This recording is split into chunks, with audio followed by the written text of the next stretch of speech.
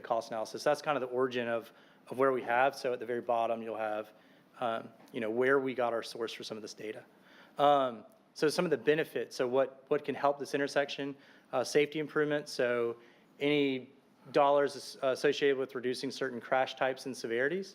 So we have a tool that looks at crash modification factors, and each one of those has a cost associated with it. Travel time savings. So that is pretty much putting a dollar on the value of a person's time. So how much time are they spent in a delay or at an intersection, and what kind of values does that up to? And then emissions reduction. So this is a big thing that we want to do. So nitrogen oxide, sulfur oxides, particulate matter, and carbon dioxide are certain things that we're looking at. So when we're reducing wait times, those emissions go down. And so then there's some benefits. Oops. Cost. So preliminary engineering and right-of-way. So design services, construction management, right-of-way. As the mayor mentioned, this does not include the appraisal cost of the Kyrie building, but those can be applied if necessary or if asked. And then construction cost, mobilization, traffic control, quality control, roadway improvements, medians, erosion control, landscaping, grading, drainage, signing and marking, traffic control. And we also, just not knowing the when, we do throw contingency on our opinion of probable construction cost for other things that could occur for construction. So when we go back to alternative one, so Riverview neighborhood here, the real estate building office down here, the main gate. So this is pretty similar to what's kind of been temporarily put up out there outside of the concrete median. And with stuff out there, we need to make some adjustments, add some stop bars and stuff, but generally kind of what's out there. And so you have the free flow outbound coming from behind the gate. You have the merge coming from Riverview, or sorry, from Beach Walker onto the Parkway to go back north towards Johns Island. This still includes the right turn lane.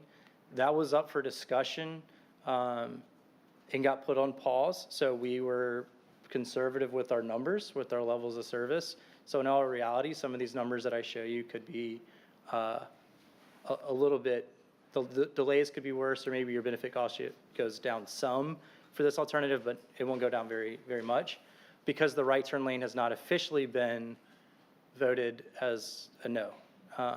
Brian brought it up, but to council, then it kind of got put on hold, and we went down this path.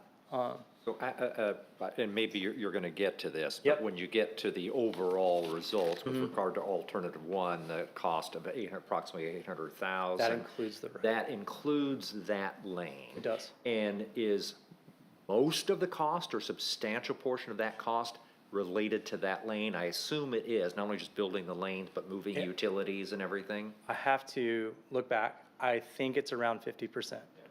So I think it's around 50% of that cost. For that. So, this is concept. Here we go with some levels of service. So as you've experienced now leaving the island, there's no delays really, except for the left turn to go down Beach Walker. That's the only delay associated with that approach. Free flow movement has no delay associated with, so level service A. Beach Walker itself, level service B. But coming on to the island, you probably haven't noticed very much difference because there really isn't a difference. No real improvements in the inbound flow for folks coming onto the island. So a couple questions about the D&E scores coming onto the island. Can't fathom why there's a lower score in the PM coming on the island than in the AM. There's just dramatically less traffic.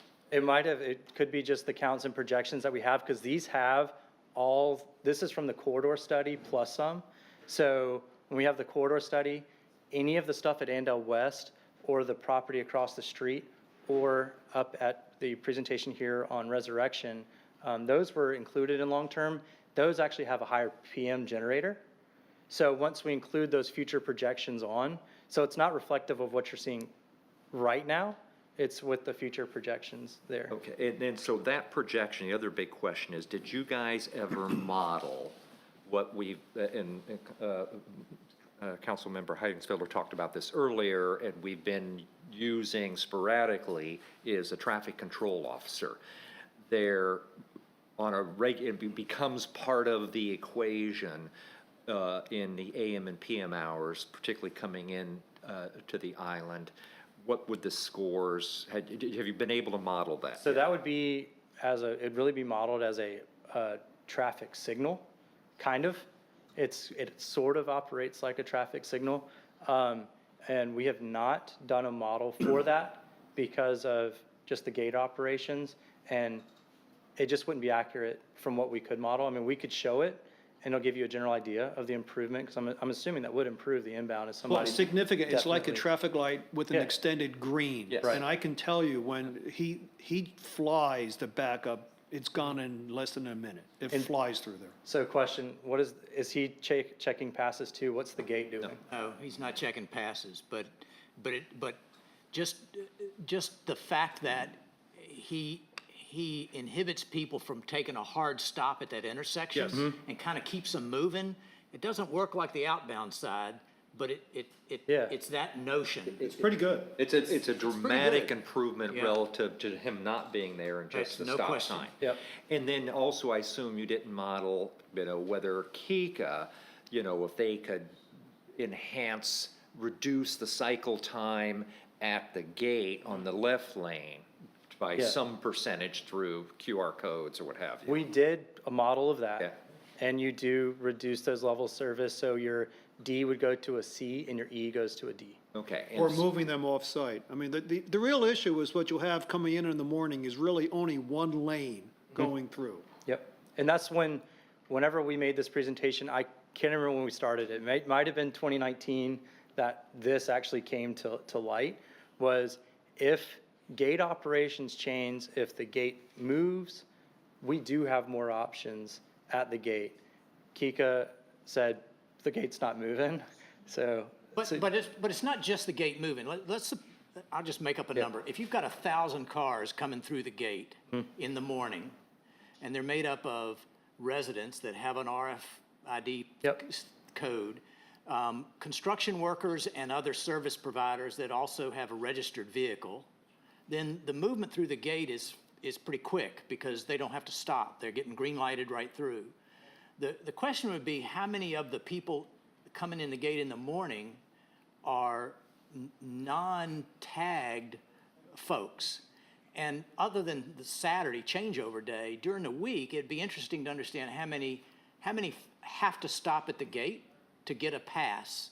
Because if it's a load of bricks, he's going to stop and then pull forward and get out and come back and get a pass and so forth. So it's not the fact that there's construction traffic doesn't in and of itself slow down the passage through the gate. It's the number of un-RFID'd vehicles that come through in the morning. All these construction workers that come through, they have passes. Right. And so they're not slowing it down. It's the people that either can't read that they're supposed to be in the left lane or aren't registered. Yeah, I know we're not supposed to ask That's questions. not my Do you know experience, John. if Kika has that data? Yes, yeah.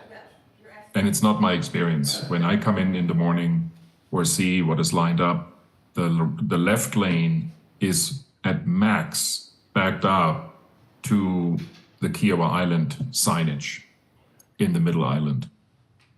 The backup is related to the right lane, which is why the control officer is so successful in making them not stop at the sign.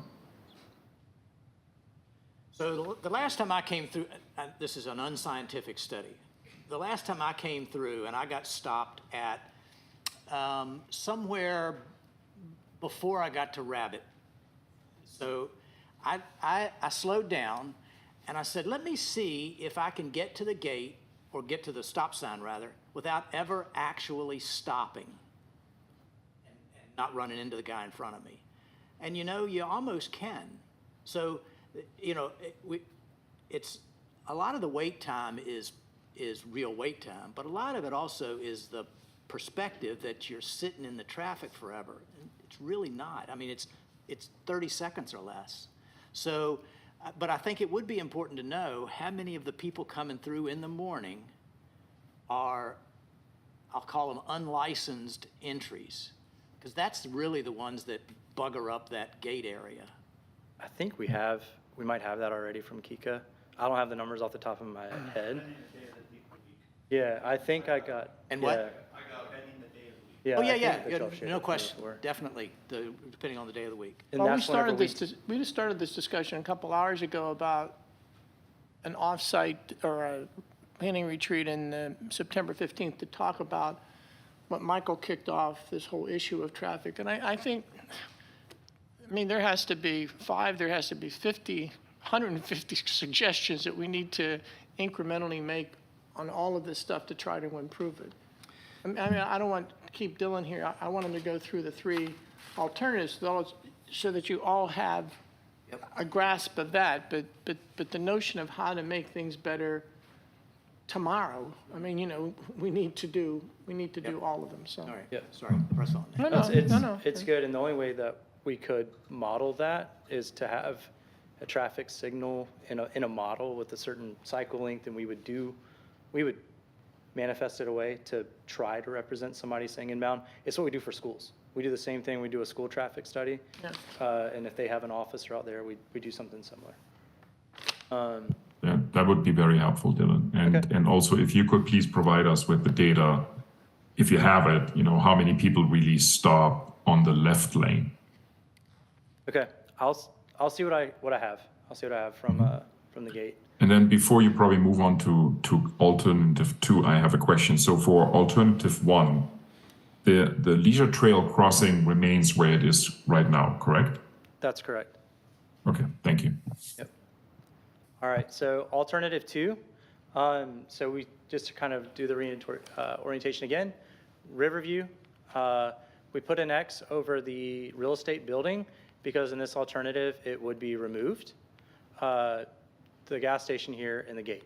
So what we have, we've got it's still considered a single lane roundabout, but with some kind of slip lanes. So you have the right turn lane to get onto Beachwalker, which has it almost would be free flow. You would have some of the people who turn left, and there's a point here, there might be some small delays, but getting to and from Beachwalker in this concept is good.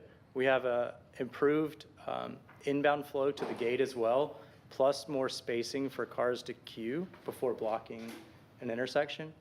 And we can keep access to the gas station. So I'll get to alternative 3 in a little bit. The one thing, this is all concept level. So where this exact roundabout and where that leisure trail is on this aerial is for reference only. There's offsets and stuff that the town may have that aren't considered, and we're using this based off GIS data and not survey. And so property lines and stuff like that may be different, but this is just a general idea of what it would look like. Design would definitely change some of the stuff with getting actually surveyed property lines and stuff like that. So the idea here too, continue the leisure trail and then cross it and have it build the leisure trail up across the gas station here on that side. The one thing that we're trying to do here is keep both the entrances to the gas station now because of, we don't know the circulation of the fuel trucks here, but if they're, coming in here, because I think that's where the fuel bays are, where they're loading up the fuel to come back and circulate. One of the things that we're not too crazy about in our concept here is just the proximity of those 2 intersections. It's not a great offset between the 2. And so from a safety perspective, the intersections this close may lead to an accident. So if we were to go to a design on this one in particular, we might look at the ability to consolidate the 2 drives maybe into one driveway, maybe. But we just don't like we use those existing driveway locations and kind of extended them across to. The fuel base is actually below. No, I think that's where they actually put in the fuel. I think it's over there. That's, yeah, where the tanks are. It is. Yeah, That's right. yeah. So I think they would come in, I can't tell if they go in there and back out. I just don't know. I haven't seen it in operation. So keeping both the driveway locations. And then for the folks that come in and want to go back out or back into the island, we have a right out only up here at the top. Just to keep a little bit of that road infrastructure that we already have there. Looking at level of services here. So you can see inbound is great. So we're at level service A. So we went from a D and E to A on the inbound here. So little delays. Outbound, we went from A and B to B and C. The reason being is now this free flow lane that, you know, in alternative 1, that was free flow, now does have a conflict point here of if you're coming Beach Walker and wanting to go left, or if you're U-turning on the Parkway, which there aren't a lot of U-turns, but it's the if case. There is a little bit of a delay here, but it's still very acceptable levels of service. So A's, B's, C's, we like to see those. And then at this, what I'll call the new intersection, level service A. So we have really good flow here, and these are 2036 numbers.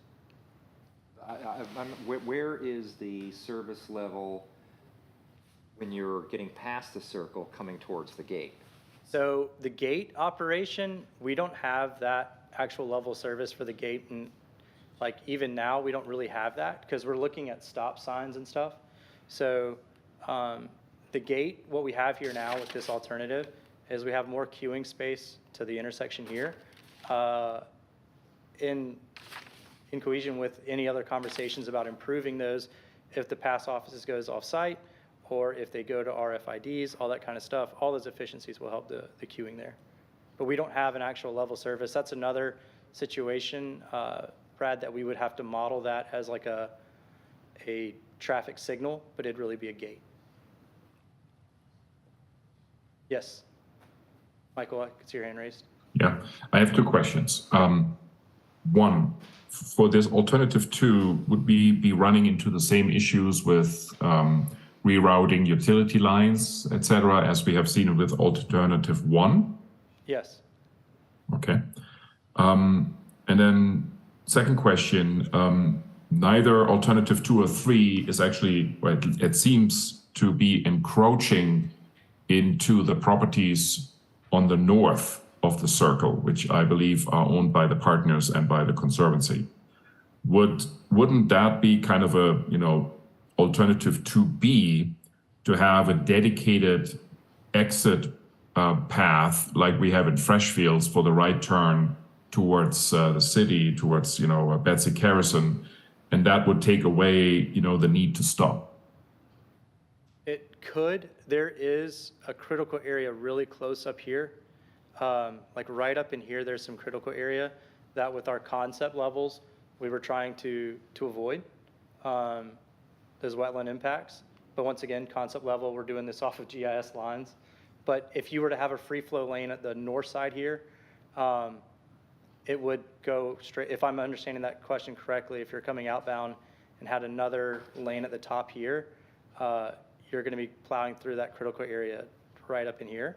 Even if you had space, you'd still have the potential to merge with people coming out of the circle. So it You would wouldn't still have necess- another it- merge, kind of like we It would have. be a free flow. It just moves the merge further Further away. up. Right. Yes, yep. Yeah, but at a different speed level. Probably. Right. And nobody has to stop. Well, that's, So, yeah, one of the things too with speeds is roundabouts are really good at lowering speeds as long as you have deflection. So if you see here on a concept, how we have that kink here, that's intention to slow vehicles down coming into roundabouts. And I know you said this is just not Yes. specific placement, Yep. but you run into potentially some of the same critical marshland and habitat on the south side as well along Yeah, Riverview. right here, Yes. Little Rabbit Yep, Review yep. area, like right in here. Yeah. Yeah, so we're keeping the same road alignment here, where if we did shift north, we would come tie in further there. So we, once again, GIS, so we try to do our best with it, with the information we have. Survey tells us very different, like could tell us very different information. And then this roundabout moves. It's north more or of an south. issue and potential encroachment in Riverview and the alternative 3 than it is alternative 2. There is a steeper skew, I believe, there, so. All right, ready to move to the next one? Any other questions here?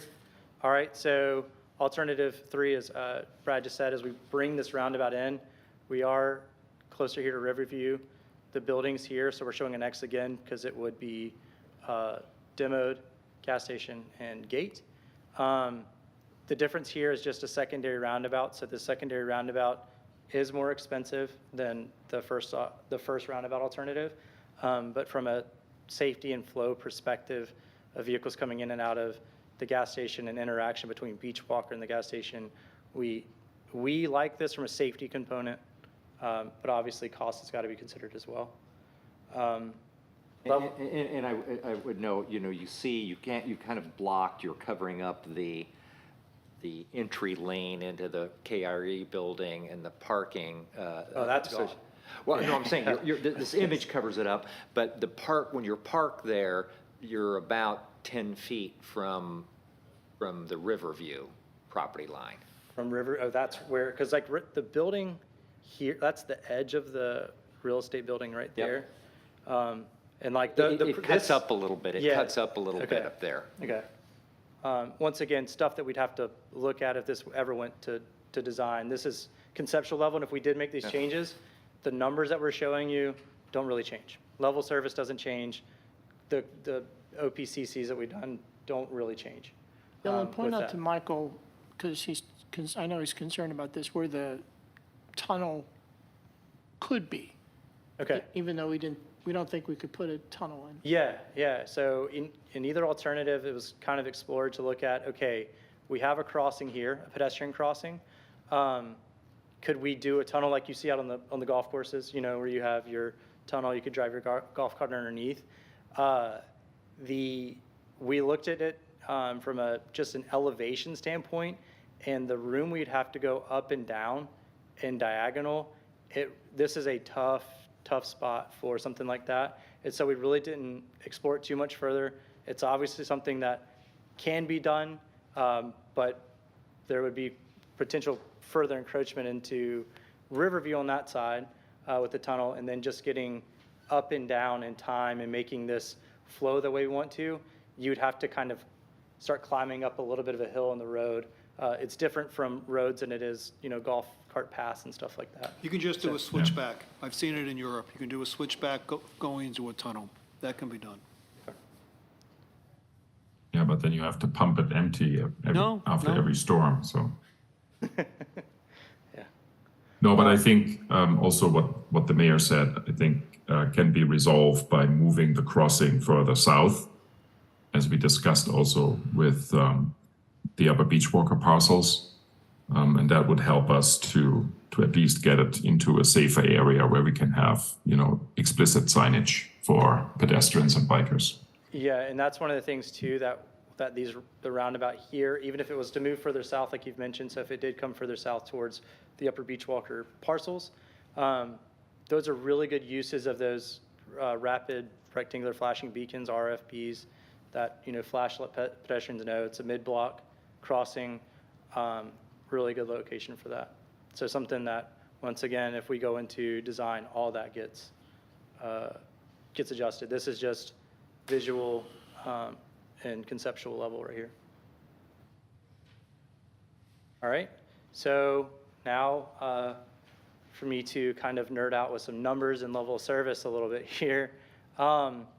So we have this overall benefit cost analysis, and what came about was that the benefits that we saw were generally about the same, but the cost right here of 800,000 versus the 3.2 and 4 million is just it's that much less that benefit cost is just overinflated there.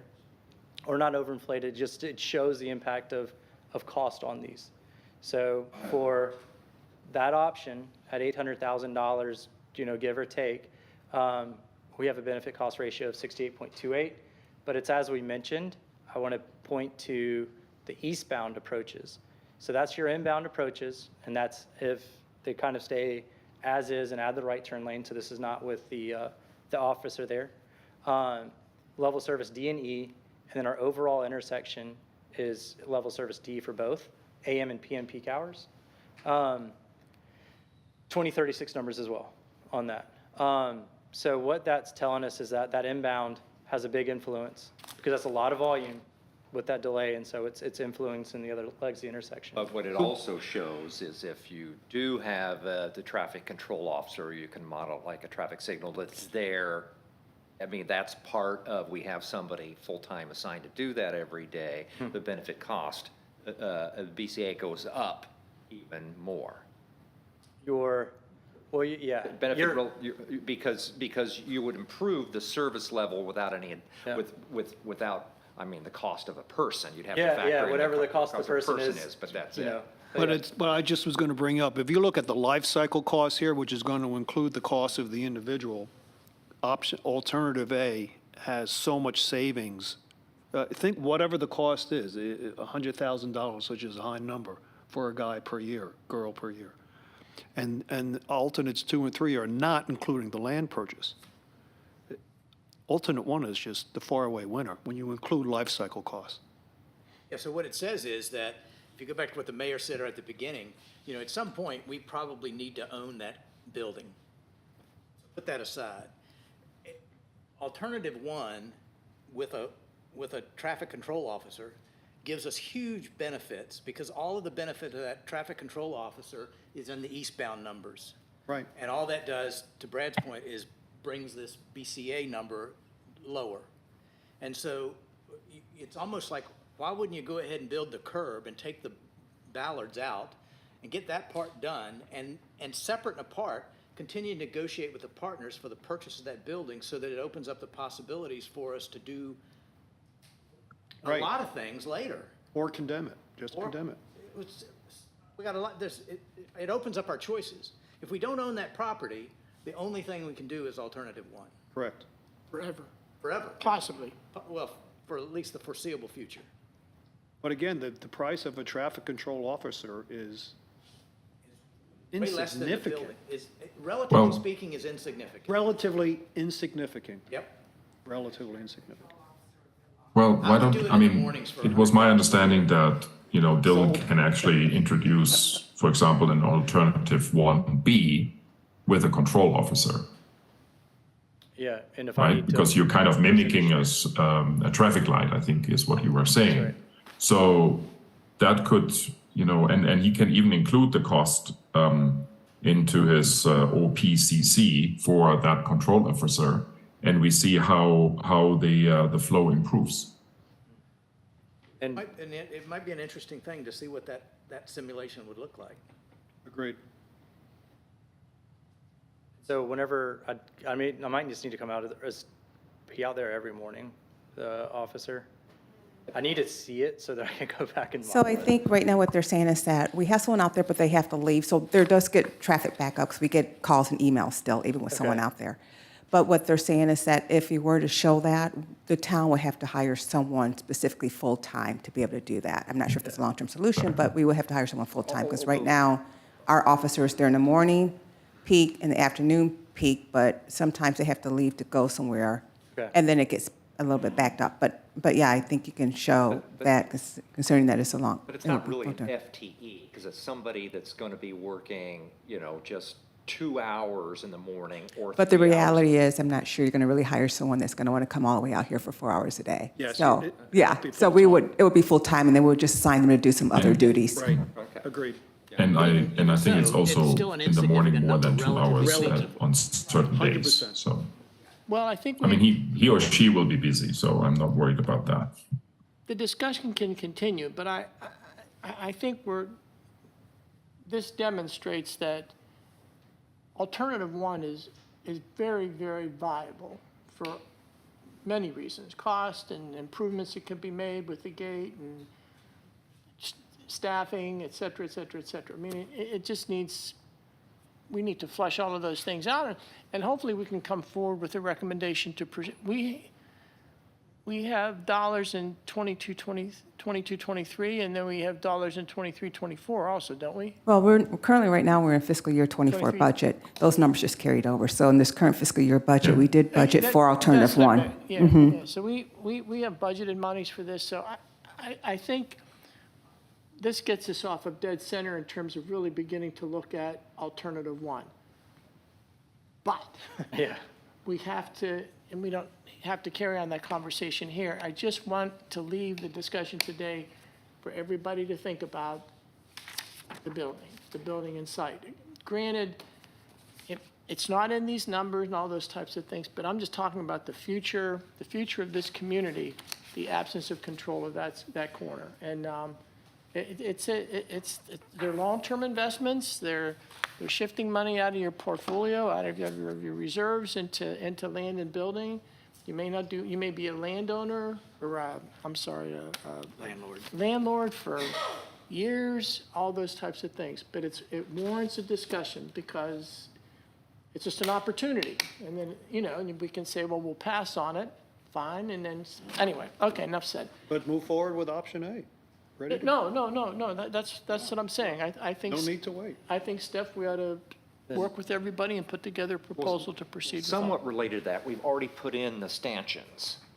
Now, the idea would be do that more permanently. There's some things that need to be occur done. Well, right now. the one thing, it really works for people exiting the Mm-hmm. island altogether. It's not bad, but it's a bit imperfect right now for people coming on Beach Walker because there's a little bit of conflict about who has kind of right-of-way coming, because it's not set up as a zipper right now. There's some signage that needs to be out there. There's some things, like, it kind of works right now, but whenever I went out and met out in the field and looked at it, there's some things that need to go into place. There's some arrows that need to be painted differently. There's several Yeah, of those kinds there's, of operational things. Dylan came because we had a resident coming from Beach Walker that talked about how when they made that turn to go on, going off, they, I think, almost got into an accident. Right now, you can still turn left to go into the real estate office. We just essentially put the design, or we essentially put things out there, but we didn't put any appropriate signage. So Dylan has come up with some suggestions for Brian. The cost is between $5,000 to $7,000 to be able to add the stuff that we Make need it- to do to try to make it safer We can and to show- we get can more make things direction. A lot better.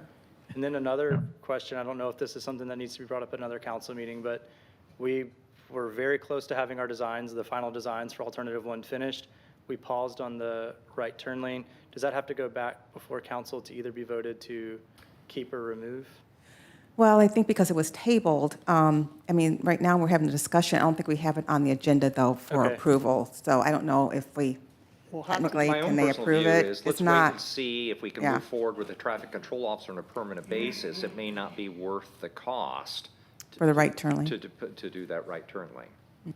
Exactly. Well, yeah, agree. we still got to do that island. The only thing they can't do, Yes. the thing that they're saying, I think, is that in order for them to complete the design, the construction work, they need to know what to do about the right Yeah, turn so lane. that the town has plans, so if you Yeah. ever wanted to make it a permanent structure out there, that you have construction docks.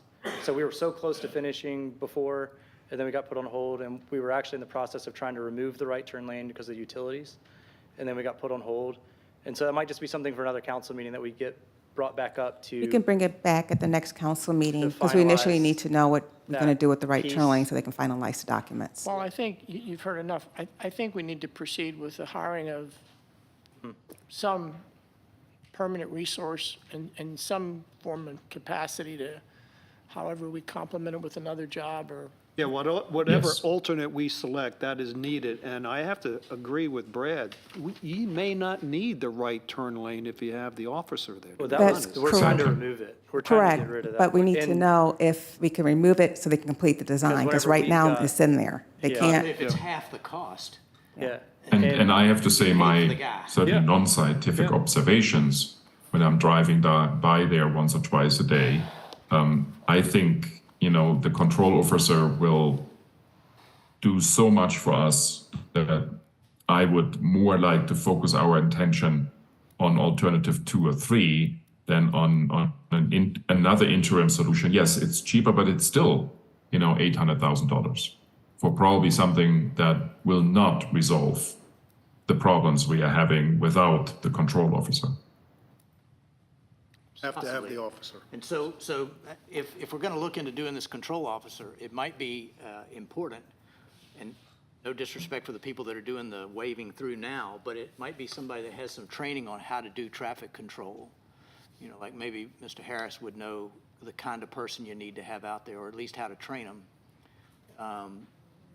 has that experience. So right now, we have on the agenda next step. So what I'm hearing is that we still are going to leave the current right turn lane in, but we're going to focus right now on maybe bringing in a more professional traffic controller, hiring the town, essentially hiring a staff person. Yeah, I think it's. And And seeing, have Dylan, you know, model this and have him model for it, alternative one. 1A or something. Okay. Yeah, Or and we- 1B, and yeah. the thing too, I know we're kind of going off schedule here, but the right turn lane was kind of an optional thing when we brought that up, and it's been that way. And then we, you know, it could have been even the previous council that said, well, if we're doing the project, let's do the right turn lane. And then we found during the design process, it's all underneath the road. I think they're independent of one another. We're going to proceed and hire somebody. Yeah.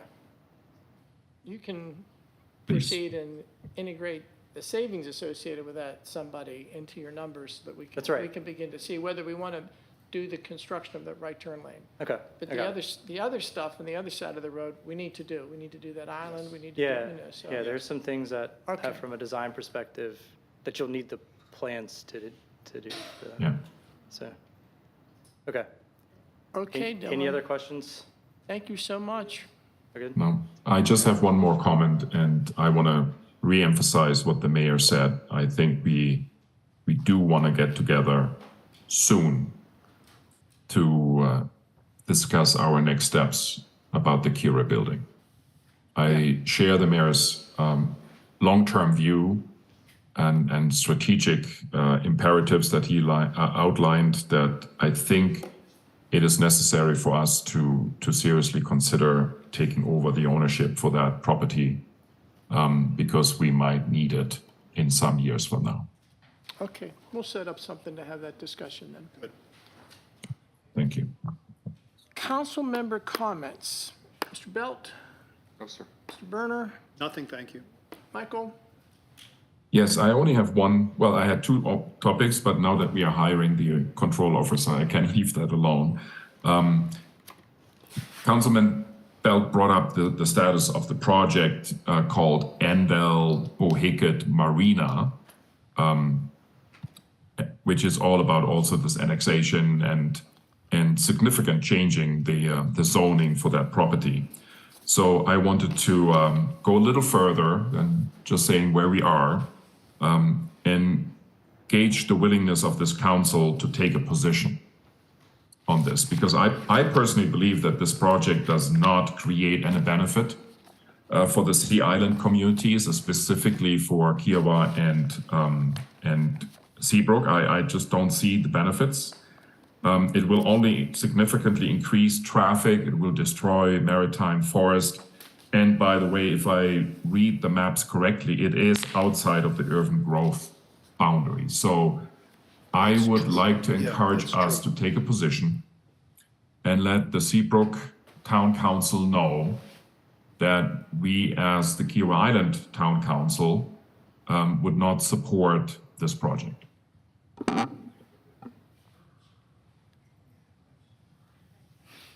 I'm quite frankly good with that position. As am I. Yeah, but I think, in having read through many of the comments, not all of them, you know, the Seabrook residents are asking their council and planning commission the same question: how does this benefit us to have a private yacht club there? And one other, and the biggest issue, the Post and Courier has opined on this, and I think this is the concern of a lot of others, is the extension of the urban growth boundary. Right. Into That's what the is big issue. currently Sets a R1. That's the precedent. issue. R1 right now, or, so I know there's some hesitancy here, but the other issue that I think is a practical issue is I don't know if we can have input with South Carolina Department of Transportation, aren't they responsible for this road? There are potential issues that they want to literally build their entrance and exit out of this directly across from ours. Well, that's one of DOT's requirements. That's how they're requiring that Yeah. it's right across from ours. And Brett, there's I think you're there's- getting to somewhere, but we are under time pressure, right? I think the town council of Seabrook is going to decide in 2 weeks about this annexation. And First I think reading, we need to anyway. take a position. I don't know. That's my strong recommendation, and I would like to put a motion forward, if I can do that at that time of the agenda, that we write a statement to the Seabrook Island Town Council that we are not in support of this project and the annexation and the rezoning as proposed by the developer. I don't mean to be contrarian. I don't want that across the street either, but, and just perspective. When the putt-putt came up, we did a survey of the community, our community, and got 90% of the people, I don't know how many, hundreds of people supported, hundreds of people voted, and 90% were opposed. So the town council, without a blink of the eye, were able to say to any and all, we opposed it. I am just uncomfortable telling those folks who are very dedicated and committed to what they're doing and have had 500 of their community members be opposed to it, to say that these 5 guys were sitting here and were opposed. I don't really know what the community wants. I don't know, and I just, there's a boldness to that statement to tell the Seabrook planning, I'm not sure that's the right thing to do. Right now, it's with the county annexation. Zolgar's already gone on record with the Johns Island Task Force. They have a no-holds-bar attitude. They have to do it. I just don't know that I feel comfortable writing a letter to John Gregg and just saying, Dear John, we have absolutely no basis of anything, but the 5 of us decided we're opposed to it. I feel uncomfortable with that.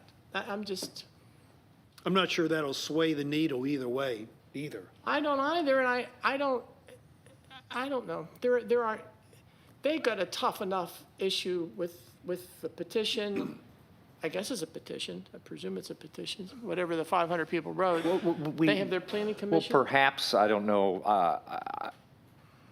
I would be comfortable, taking a position in opposition, just like we're proposing to take a position in favor of Andell West with Charleston County Council. So 1 favor, 1 opposed, but would it give you less heartburn if it were focused not on kind of the merits of the project in benefits and costs, but the concern we have about The urban growth boundary, about the expansion of the urban growth that's boundary? the issue in my mind. Yeah, I mean, of course, Charlie brought that up. That's a very valid point, and we've been supportive of that for years. Because we have a stated position I- as a supporter of the existing, not expanding the urban growth boundary. Well, I mean, if their council votes it down, the county's going to approve it. The zoning's not permissible. No, and I shouldn't be so presumptive that the county would approve it, but I think that there's a heck of a good chance that they would.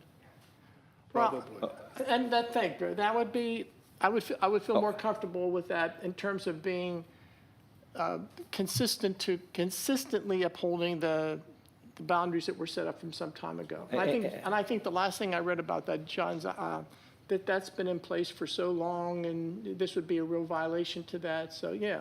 And I'm actually, Michael and I both had separate conversation with the Charleston County planning staff and being involved in discussions with them.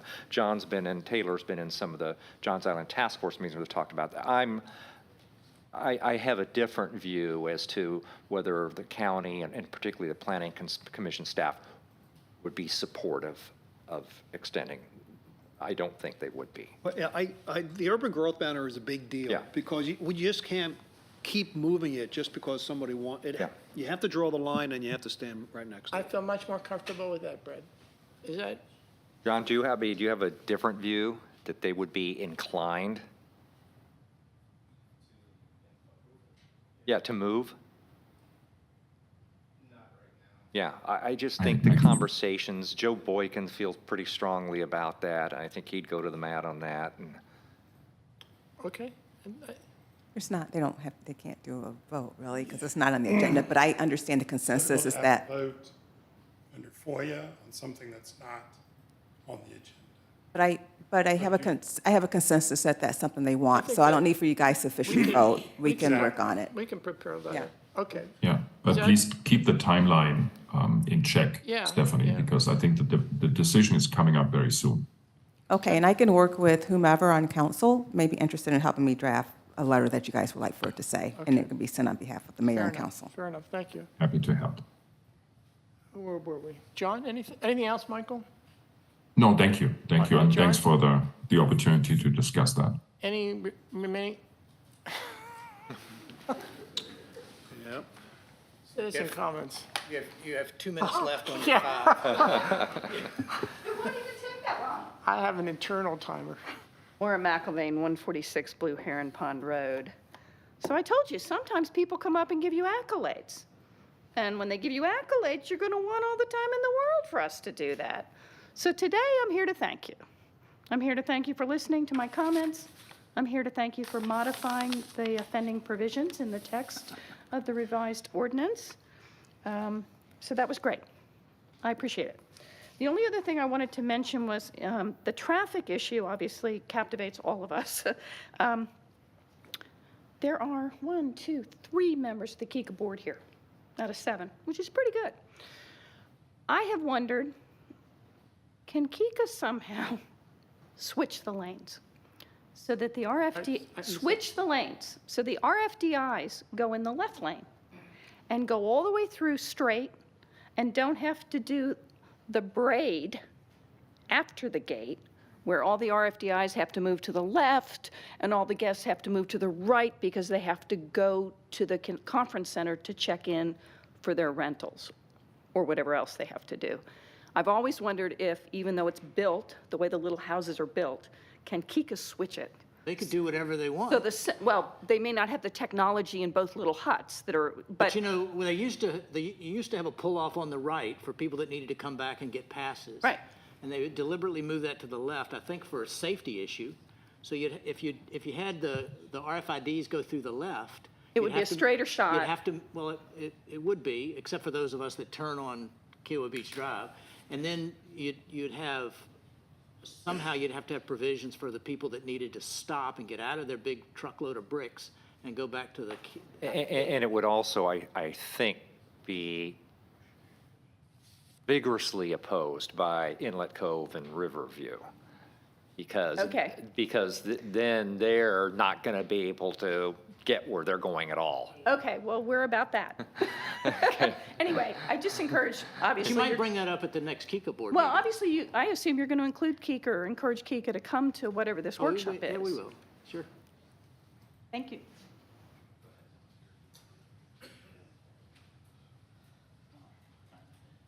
Alex Fernandez, 418 Snow Egret. Let me give you some numbers, okay? This is second quarter of this year. Vehicles going through the main gate. 662,000 cars in the second quarter. That's an increase of 12% from last year. 592,000 the year before.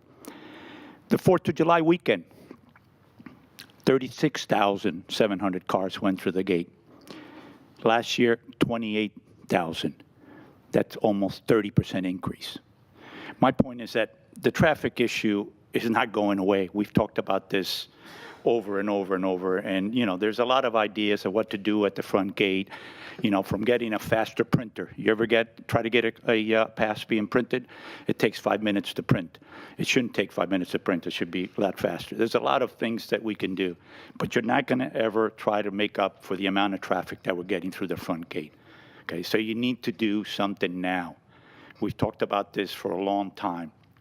$800,000 is a penny in the bucket to get something done to relieve the situation now, quickly, okay?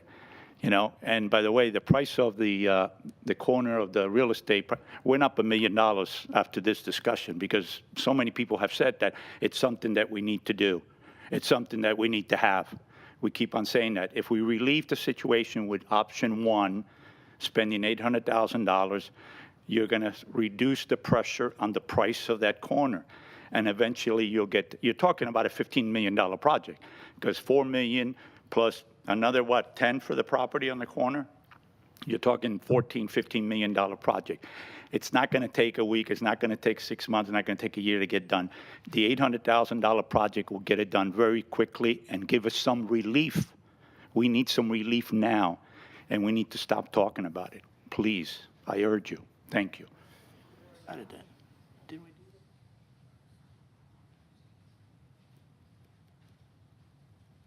we? Dave DiStefano, 31 Burroughs Hall. A couple of comments on traffic. One, thank you for putting a circle for Andell West, and I'll tell you why. What a light does, because I've studied this, the light at the hardware station turns red at the hardware store. Traffic backs up early in the morning.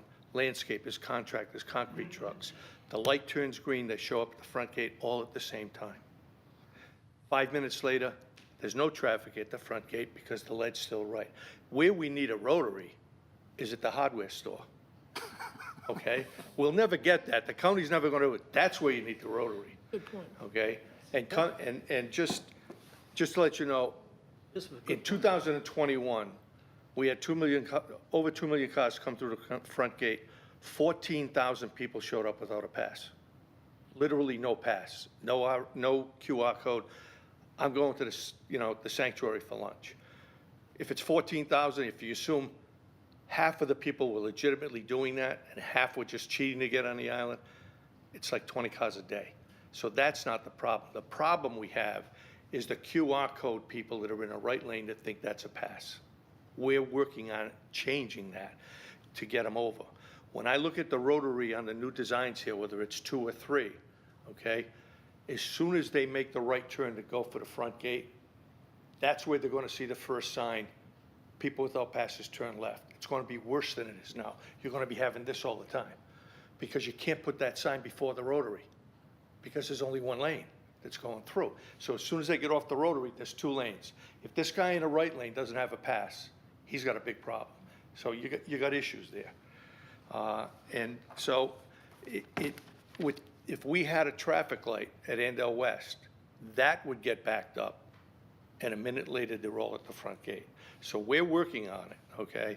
And we're working with the resort on a reservation system so people are not going to be showing up and saying, I'm going for lunch. But there's always going to be somebody that's either in the wrong lane or doesn't have a pass. It happens. And John, you refer to RFD. Only homeowners have the RFD. Everybody else has got a different kind of pass. The workers don't have the RFDs on the windshield, et cetera. But getting people to the left lane properly, we want to put another sign up that says QR codes with the picture of a QR code, left lane only, because they don't know it. I was just talking to Mark Griesbaum earlier. He told his sister-in-law, that thing is not a pass. Get to the left lane before she showed up. She stayed in the right lane and held up traffic. And, because that's one of the big problems. We're working on it. I think 1 is the one. You know how they got 6 is the fix? 1 is the one. Do the 1. If you put the police officer out there, you don't need the right lane in a beach walker. It's just not necessary. And that, I think he said, that's almost half the cost, the right lane. $400,000, $500,000. Just get it done before next season, and I think we'll see a big improvement, particularly with the officer. John, you said it was 30 seconds from every time I come on the island and I'm stuck slowing down at Mingo Point, I time it. It's always less than a minute from Mingo Point when it's backed up. But we're working on it. 1 is the one. Let's go for that. Yep.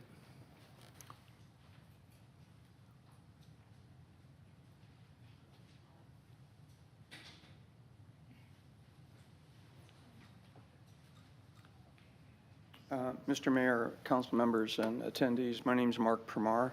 I'm here to present a very brief report update on the Upper Beachwalker Parcel Initiative that's been encouraged by the partners. But I feel compelled to say that I appreciate everyone's comments on the issue dealing with the front gate.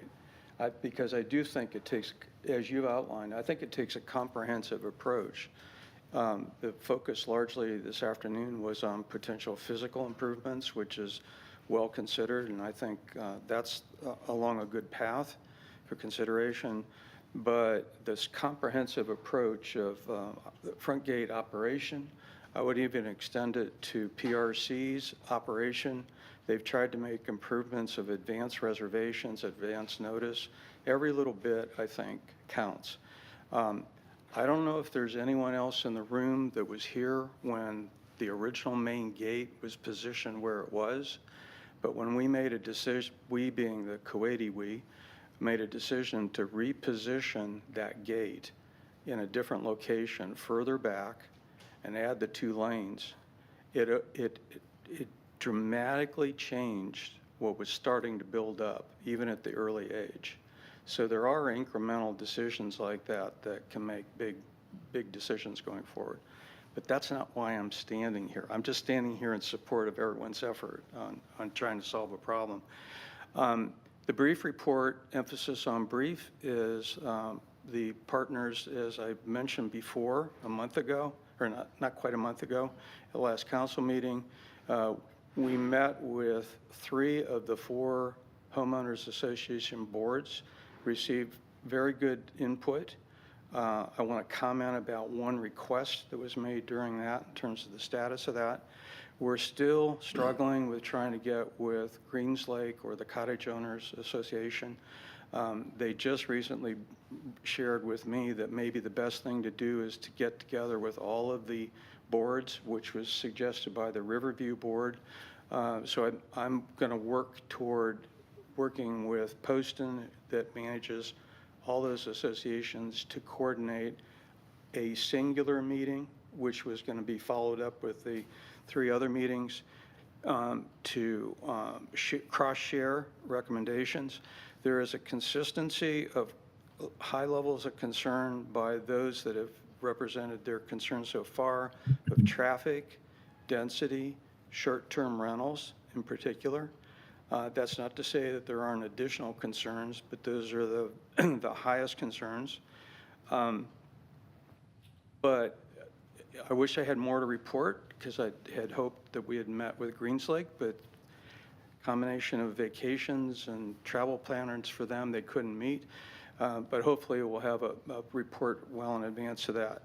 Simultaneously, we are assuming that there is a pathway to consolidation with something that might be considered, not assuming what would be considered. So I have already started drafting PD documents that would be submitted. My goal is to present in draft form with probably some holes in there about specific densities or whatever. Present that informally to the staff as a minimum, or council, whatever process is appropriate, in the middle of this month, as representing a template that could be considered if we were able to work out a comprehensive approach to it. As we all know, there's a parallel path going on, which is a submission of site plans so far for the parcel 11 and the church parcel that was about 25 or 26 days ago to the staff. We have yet to receive comments on that. The reason that, and I know they're assessing, both town officials and the professional team are assessing those to ensure that what is being submitted, which we believe meets all the criteria and standards, but if there aren't, we need to know what those are so we can make corrections, because we aren't going to submit a plan that would require any variance requests. Our intent is to submit a plan that would meet all standards. The reason that's important also with our discussions with the homeowners association boards are the Riverview Board brought up a really good request, which I can't submit yet, which is it's hard to assess this alternative proposal for consolidation without seeing what you actually can do with entitlements. Is there's a general observation that you're very limited what you can do. That's a valid request. I committed to providing all the boards with the site plan.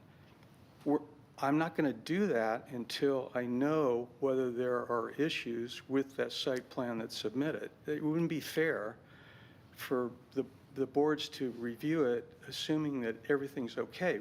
So that's holding us up. So the sooner we can get that, even, not that there won't be additional comments, but comments that would lead to this does not meet certain standards. That's what we're seeking. Because once we receive that, assuming that that's where the outcome would be, then I can represent to the boards that this is a plan with existing entitlements that you can compare and contrast with what a proposal is. So I don't know if I'm making sense in that. Perfectly. But I want to make certain that I wish I had more to report today, but if we can get, I'm moving on the one, assuming some potential consideration of a planned development district. But if we could get the other, that might release some additional assessment by the other boards. And the third item is, that I mentioned, I do want to organize something where all the boards could attend one session so that you can cross-reference. The reason we had the individual sessions is I thought it was important to give an opportunity for each board representing their property owners to express maybe unique concerns. There is similar concerns, but there might be unique concerns. So that's, I think I went more than 5 minutes, but That's very I just wanted to update. That's very Just I don't a know if there- question. Has a Peter Schneider type emerged? I'm sorry? Has a Peter Schneider type emerged? Is there somebody there that you could work with it? I mean, I applaud working with 3 groups, 3 HOAs. That seems like a lot of people, but it would, I mean, part of, we applaud all of the efforts with Andale West. Yeah. But a lot of it was the fact that someone emerged that really was able to work with Chris Carrata. I'm just curious. Well, in all fairness to the boards, they need to represent themselves. But I heard common concerns. Okay. I didn't necessarily hear something totally unique Okay. that would offer, like upset the nature of what a possible consideration is. As I said, in no particular order, density, traffic, short-term rentals. There were different expressions of scale and massing that should be appropriate for the context of what's been built to date versus 3 and 4 stories. And I mean, there were things like that. Wonderful, Mark. That, Thank you very much. Good way to I end. don't know. Any other comments or questions? John had Another, not for you, Mark. Good afternoon, John Clifford, 4 Little Rabbit Lane, Kiowa. I originally came here to discuss the Mingo Point dock application, which I think you all touched on, and I want to thank you all for your service. So on that note, I did submit a letter to the town today, but I think it would behoove you all to try to come to grips with, as you suggested, how these applications are noticed and the public's informed. And having sat on a planning board in a fairly large town in New Hampshire, I could say we've made some distinguishment, and I'm going to offer that suggestion, as between large-scale applications and small-scale applications. And it's either partly financial, partly size, scope, et cetera, subdivision, how many plats. And it just gives you all also some ability to deflect and defer to the planning department to do some of these types of things. And then, since I've been here for a couple hours, I wanted to just engage and say that it had been our practice to let the council members or the planning officers actually query people who are offering comments. I think that's productive. I think that's part of your charge as founding father. That's your job. That's your council members. Third point is, there is no problem with sending a sense of the council as opposed to an outright position to Kiowa, or Seabrook, or anyone else for that matter, about, it's just the general sense of the council. It doesn't mean you're taking a position. You're not going to get elected or reelected over it.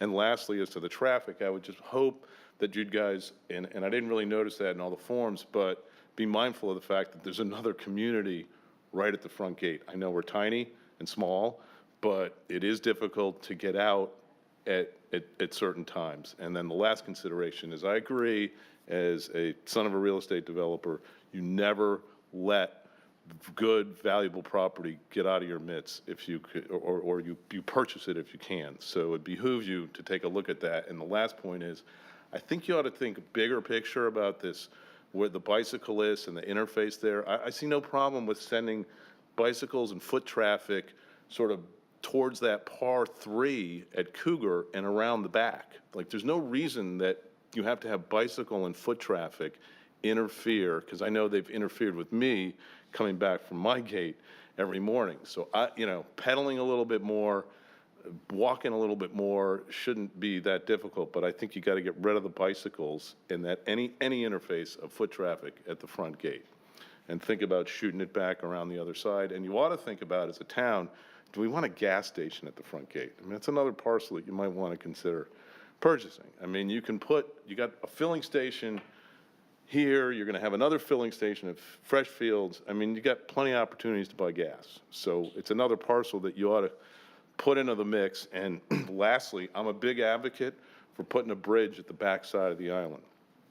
You guys ought to consider that, because come hurricane and this place gets developed and filled up the way you think it's going to get filled up, you ain't going to get out of here on a single lane road, and a single lane road out to 26. So you just ought to factor that in. It doesn't have to be an ingress, but it could be an egress, and also a way to get folks out of this island much more quickly. Last point, no left turn at the front gate coming out. I don't see the need for people to make left turns. That's what holds a lot of this stuff up in the morning. And I mean, I observe it. I walk, I go to Cacique, I drive in, he's right. It's only about 2 minutes to get from Cacique, from the gym, back to my neighborhood. It's not awful. And I think the traffic control officer is going to go a long way to helping that. I mean, I grew up in Boston. There's no traffic at the Callahan Tunnel anymore. They put the RF readers in, it's gone. Move your tag stuff out here, and start calming traffic further away from your point. You need to start calming traffic out there, so it's not just one big long line coming in. That's it. John, I was just, with regard to your point about notice, if you actually have from the New Hampshire Planning Commission or township any, actual example of how you distinguish between projects, it'd be worthwhile to take a look at. I can offer you that. I was on the planning board in Lebanon, New Hampshire, and if you know anything about Lebanon, New Hampshire, we're a tax-free state, and we sit right in the middle of the Central Valley, and everybody piles in from Vermont and comes to Walmart and comes to the Dartmouth Hitchcock Medical Center at 6 o'clock in the morning, and they all leave and go somewhere else at 3 o'clock. It's actually, the studies will show it's very similar to this area. We get a huge influx of traffic and people for Dartmouth, and it's a huge economic engine in that part of the state, and then everybody leaves. And But with regard to the notice of yeah, the notice, of the I'm saying, I'm going to offer that up to Brad, and I can give you some examples. I'm not prepared to do that right now, but I would make just some suggestions. And part of that is just a little outreach. Now we're in a much better position, because you don't need to go knocking on doors and dropping stuff in people's mailboxes. In fact, they're probably more offended by that. But you get some kind of notice out to people in a little bit simpler manner these days than in the past. And as residents, that was our huge outcry, I think, was we didn't know about the Mingo reapplication until we got alerted that it was an OCRM and DHEC proposal, and they didn't notify us either, which was kind of surprising. I think they notified one landowner whose land abuts the dock, but I'm not certain, so don't quote me on that. But anyway, thanks. Thank you for taking the time and waiting. Appreciate it. Thank you. Thank you. Thank you. Motion to adjourn?